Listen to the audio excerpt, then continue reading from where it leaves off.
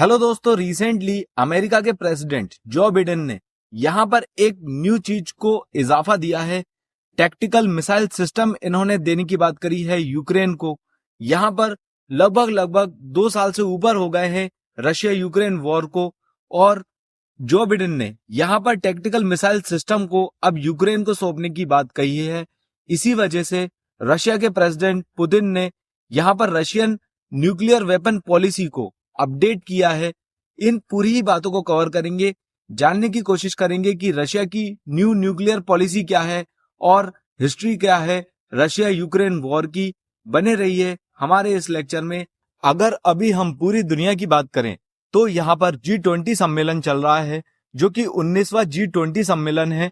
ये रियो ब्राजील में हो रहा है और दुनिया की सबसे बड़ी 20 अर्थव्यवस्था यहाँ पर इस मंच में पार्टिसिपेट करती हैं, जिसको बोला जाता है G20 समिट।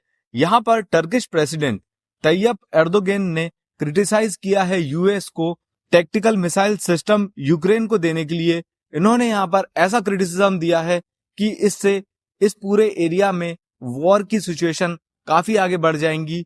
यहाँ पर जो बिडेन का डिसीजन है ये वॉर को एक्सेलेरेट करने का काम करेगा, बढ़ाने का काम करेगा, ये कह के टर्किश प्रेसिडेंट ने यूएस को क्रिटिसाइज किया है।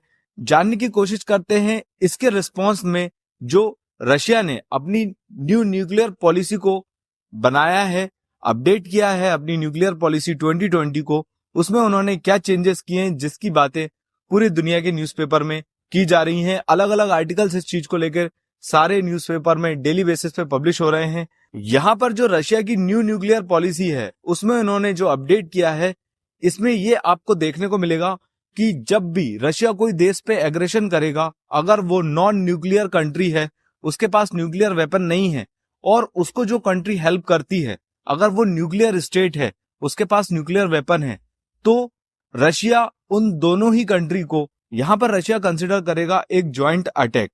इस वजह से फिर यहाँ पर रशिया न्यूक्लियर रिस्पॉन्स कर सकता है।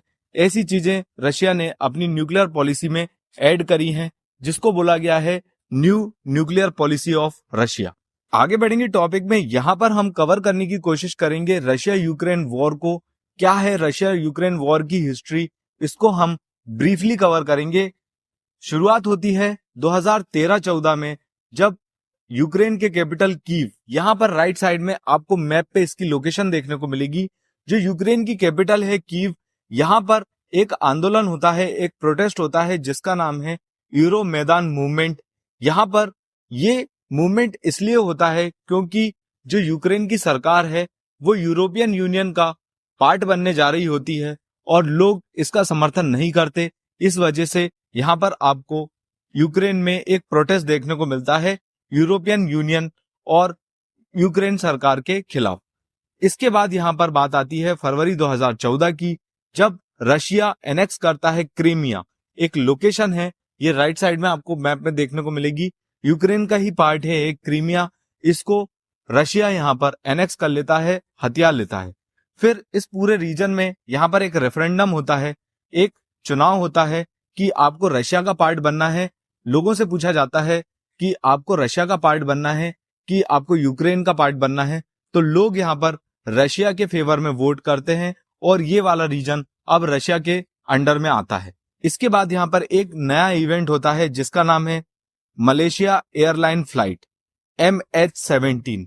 इसको शॉट डाउन किया जाता है, यहाँ पर इसको उड़ा दिया जाता है। 298 पीपल्स की यहाँ पर डेथ होती है। ये one of the major air flight incident है पूरे वर्ल्ड का। इसके बाद आते हैं 2021 में, जब रशिया अपनी मिलिट्री को यूक्रेन के बॉर्डर पे तैनात करती है और यहाँ पर ऐसा मानती है दुनिया उस समय पर कि अब रशिया इस पूरे रीजन को कब्जाने की कोशिश कर रहा है। इसके बाद आता है 24 फरवरी 2022, जब यहाँ पर रशिया के प्रेसिडेंट पुतिन अनाउंस करते हैं एक स्पेशल मिलिट्री ऑपरेशन और यहाँ पर मार्क करते हैं वो एक फुल स्केल इन्वेजन। वो यहाँ पर पब्लिकली अनाउंस करते हैं कि अब इस पूरे रीजन को हम कब्जा लेंगे। यूक्रेन वाले रीजन को कब्जाने की बात पुतिन अनाउंस करते हैं 24 फरवरी 2022 को, और यहाँ पर लगभग 3 साल के आसपास इस पर्टिकुलर रीजन में कॉन्फ्लिक्ट होते हुए हमको देखने को मिलते हैं। इंटरनेशनली कई सारे क्रिटिसिज्म इस पर्टिकुलर चीजों को लेकर हुए। यूनाइटेड नेशन सिक्योरिटी फोर्सेस और जो यूनाइटेड नेशन सिक्योरिटी काउंसिल है वो भी इस पर्टिकुलर रीजन में वॉर को रोक नहीं पा रहे हैं। इंडिया का समर्थन की मांग हो रही है कि इंडिया पर रशिया को कन्विंस करे और इस पर्टिकुलर रीजन में शांति बने, कॉन्फ्लिक्ट खत्म हो। लेकिन अभी तक इस पर्टिकुलर रीजन में अशांति है और वॉर लाइक सिचुएशन बढ़ती ही जा रही है, जिस वजह से कई हजारों लोगों ने अपने घर, अपने परिवार और अपनी जानें खो चुके हैं।